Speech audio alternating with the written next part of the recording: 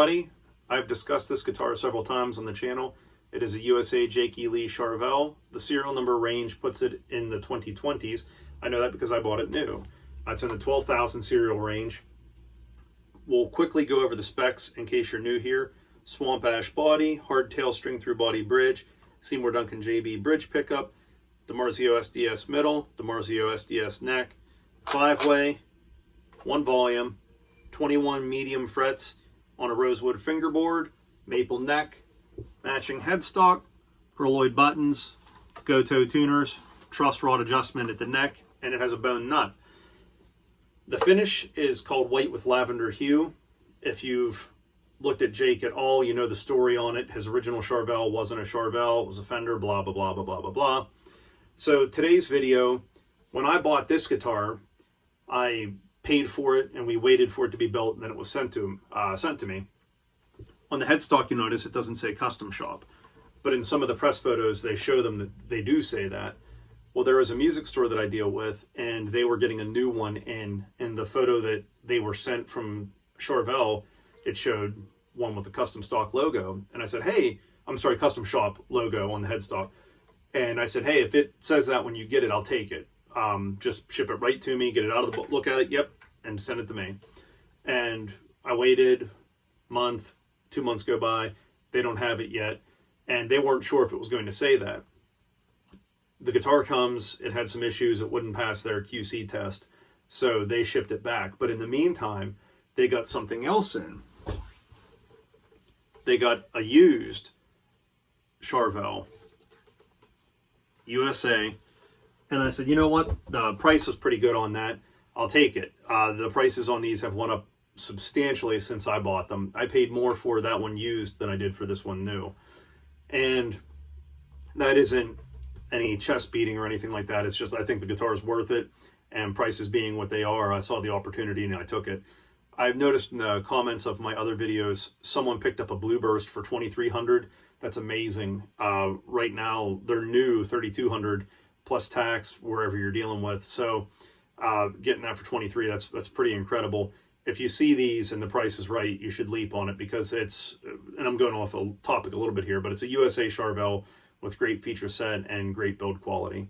So back on track, the music store got that one in, and I said, yeah, I'll take it. Now, when you buy one of these new, you get a hard shell case. It's the plywood style with the leatherette Tool-X looking shit on it. And it's really pretty inside. You open it up and it's blue, plush. It says Charvel Custom Shop. And they're a nice case. I don't take them out because in Pennsylvania, we still allow smoking in some clubs. And the way that that works in our state is, and I think I have this correct, is they're allowed to allow smoking in the club if the food sales aren't more than 20% of the total sales. So alcohol and food together, if the food equals more than 20%, they can't allow smoking there. Well, you know, that's not a hard number to jimmy up at all. So I don't like it. It's no good to me. And you don't want to take a guitar case like that into there, because that stink is very, very difficult to get out. And what I do is I buy SKB 66 cases for these. They fit Fender style bodies, perfect. Charvel, jacks, and the whole deal. They're bulletproof, they're affordable. You can spray off the outside and the inside to clean them out. It's the same as any other one. But the reason I didn't use the Charvel Custom Shop ones is because if I ever sold the guitars, I wanted to have the original case for them. The guitars aren't for sale, but hey. So back on track. They got the guitar, it had the case, everything with it as new. I said, yeah, I'll take it. That way I can do a comparison. Did anything change over the years? Because you know how there's sometimes silent revisions to a model and you don't know about it. Well, in this case, I've weighed these guitars, and the differences between them is grams, not ounces. So they're virtually identical. And I'll do a couple quick clips. We're only going to go distorted tones today, and I'm just going to kind of noodle around and not make good music. So we're going to look at this one, look at that one, and then look at them side by side here.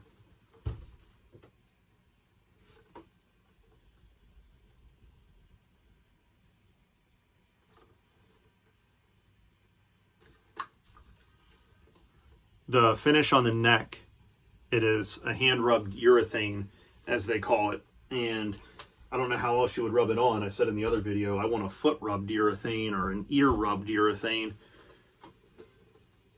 So here is this one. This serial number is in the 11,000 range, and you'll see it when I flip it over. I don't care if you know it. I just don't remember it off the top of my head, which makes this a 2017 model. I think you're seeing that lavender hue real pretty in that light. There's that serial if you care.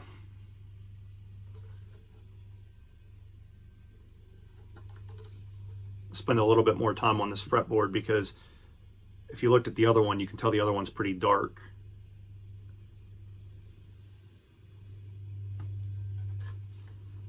And you notice neither of them on the back of the headstock have the information about under license from Fender. I have not seen a USA one that says that.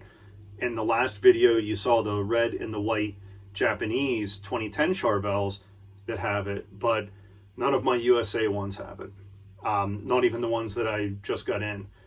I don't believe they do, or do they? Now I'm questioning myself if the black and the white SoCals do. You can check this video out if you want to see it. But anyway, I did take the neck off the body. On the neck, there's a 4-digit number stamped, and in the body, it's also there. I don't think I mentioned it in the other video, but these are routed for a swimming pool, as they call it. So if you're familiar with the Fender Strat style swimming pool routing, that's what this one and that one have. The black and white guitars that I was just talking about, it's humbucker, single humbucker routing. But they're virtually identical, weight-wise, like I said they are. Now the color is a little bit different. This looks a little more yellowed, maybe a little bit more aged. But I want to show you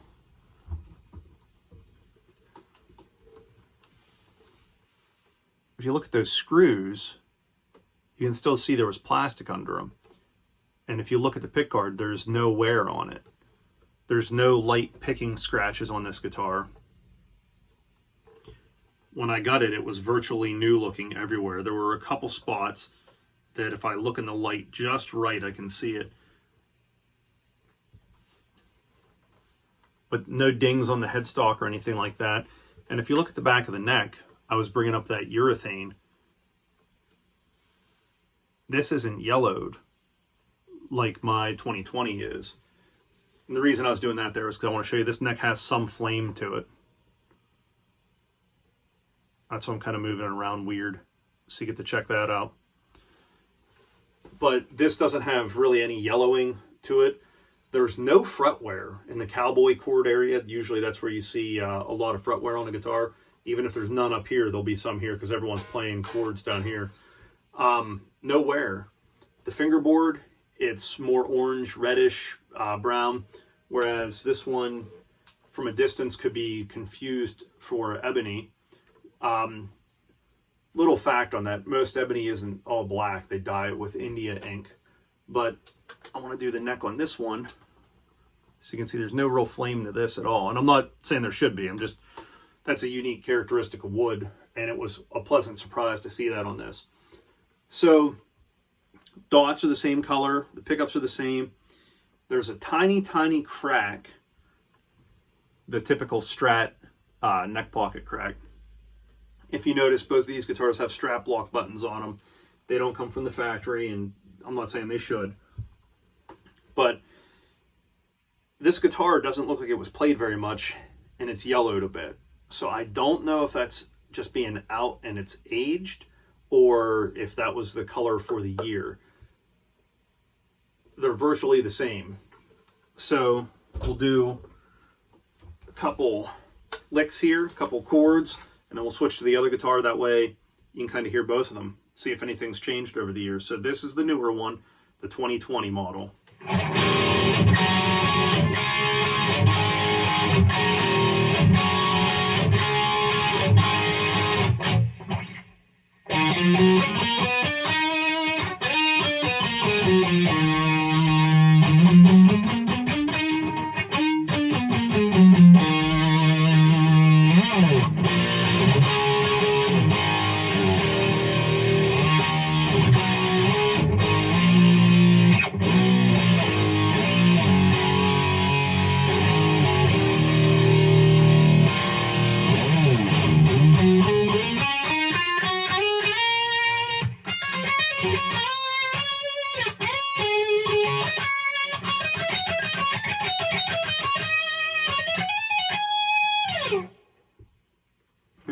we can.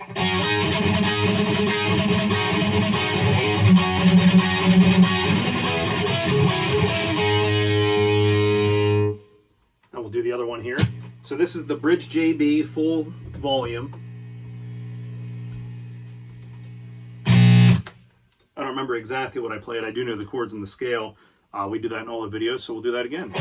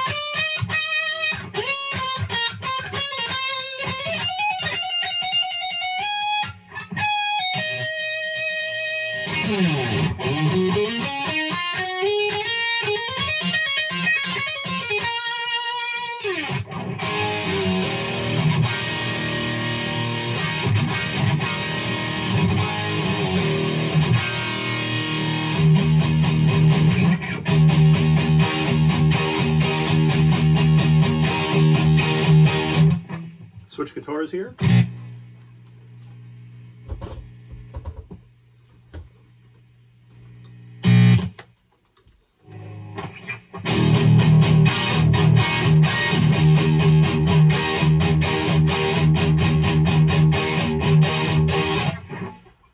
They sound almost identical to me. You might hear something different in the video. If you do hear it, let me know. I would really be interested to hear your thoughts. I don't really think a year or 2 or 3 years difference is enough to make a difference on a pickup in the modern era. There is an argument to be made that a JB from the 80s sounds a little bit different than a JB now, or an EMG or whatever. There's an argument to be made that some aging process happens to it and values change, I guess. Modern wood is modern wood, in my opinion. Get a modern piece of maple, they're almost going to sound similar. There is some, dare I say, snake oil to maybe this piece sounds better than this one acoustically, but what does that translate to in an electric context? Can you really perceive a difference there? And my opinion is that a large portion of an electric guitar's tone is from the pickups. I'm not saying that the body wood and the neck wood don't make a difference. I'm not saying that the construction doesn't make a difference. I just don't think they are as significant as the electronics themselves. Well, there's a joke. If you put an EMG into something, it sounds like something with an EMG in it. If everything sounds like that, then what's that tell you? I don't know that I necessarily believe that either. I think maybe a more genuine answer is everything's the sum of the parts. So you get a good piece of body wood, a good piece of neck wood, good electronics, and it all works together. So just a couple more side by side here. And I'm kind of digging the, I don't know if I want to call it aged or just different white. I mean, if you look at car manufacturers, when they make a white car from year to year, you might think it's white. But then if you put them side by side, you know, one's metallic white pearl, one's metallic pearl white, one's, you know, bright white, one's Arctic white, one's white Arctic pearl, one's pearl Arctic white. You know, what the hell's the difference? You know, who changed what level and the RGB scale? So anyone else out there that's a photographer, you'll know what I mean. RGB 0, 255, so pure white's 255 across the board. Blacks 000. Now that's an oversimplification and enough topic or a discussion for another day, or a topic for another discussion. Wow, really butchering that. But there you have it, side by side. One last thing, someone made a comment about the tuners not being locking tuners, especially at this price point. My thoughts on that are, I don't know necessarily that a locking tuner is that substantially different in the tuning stability of an instrument. So a good tuner that is not slipping back, forth, up, down, whatever, and strings that are stretched out pretty well, with a properly cut nut and proper saddles, I think the guitar won't have tuning issues. There's been the story, oh, Strats go out of tune, Les Pauls go out of tune, whatever. I don't have that problem with any of my guitars. If the nut's not correct, I fix it. If the bridge isn't correct, I fix it. I properly set them up. I think some of those comments come from a lack of understanding and then maybe just repeating things over and over. One of the classic things that I hear repeated, and it just makes me want to, is about Mesa tubes. Mesa doesn't manufacture tubes. They rebrand tubes. Mesa tubes aren't Mesa tubes. You know, most of the time you're getting a JJ or whatever. You know, oh, but Mesa makes the best tubes. No, they don't. But it gets repeated often enough and people believe it. But again, I'm kind of derailing this. I want to wrap this up, especially because I got to get situated here. My son and I are going to the Smashing Pumpkins concert tonight. I have a couple videos from that. When you buy tickets, when you have an 11-year-old with you, you got to think of their sight view. Normally, I would want to get on the floor and try and get there early and get up against the stage. But with a child and 30,000, however many other people there, people being jerks, drinking, whatever, it's not even worth it. Just buy a seat that you can look down and see. So that's this one here. I'll have some more video content for you for Rocktober. And your boss is probably looking for you, so you should get off the toilet and get back to work. All right, we'll see you soon.